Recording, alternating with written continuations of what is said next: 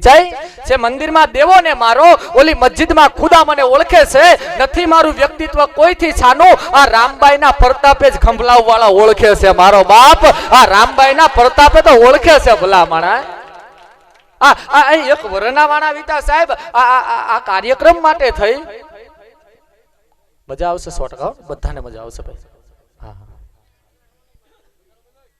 ભાઈ અવાજ હાવ બંધ કરજો માલાવંશી ના દીકરા હોય સાહેબ એક વિચાર તો ખરો ખાલી એની ભેહું હાલી આવતી હોય છોકરા ભેહું લઈને આવતા હોય અને સાહેબ ખાલી રામબાઈ ની ખાલી નજર પડી જાય અને કદાચ ભેંસ નજરાઈ જાય એ ભેહું નજરાઈ જાય કદાચ હાજે વાડે ભેહે આવે અને કદાચ દાદો માલો દોવા બેહે અને કદાચ એમ કહેવાય કે દૂધની બદલીમાં લોહીની શેડું થાય આવું માંથી અને અહીંયા કઈ એમ કહી દે કે દાદો માલો કે હાફલ કે કોઈ હામું મળ્યું તું કે હા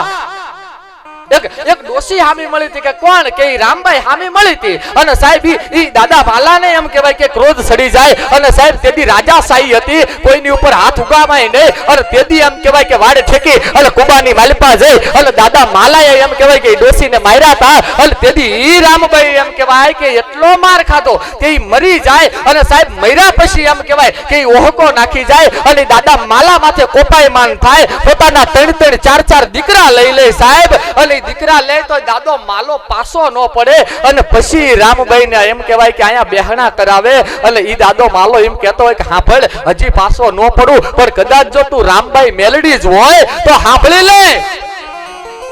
આમ નહીં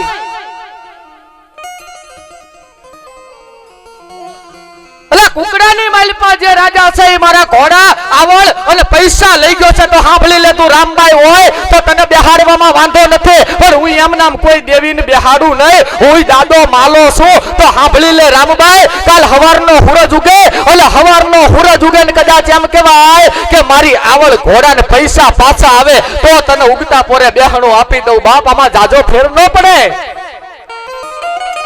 આ ઈ માલાવંશીના દીકરા બેઠા છે અને એક બે નહીં 300 થી 350 વર્ષનો એમ કહેવાય કે ઇતિહાસ આયા આડો આવે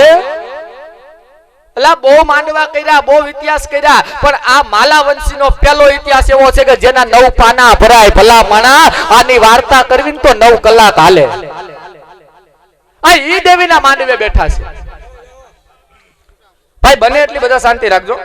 આ ખહડાટ છે ને બાપુ બંધ કરાવી દો પેલા હાલો હાલો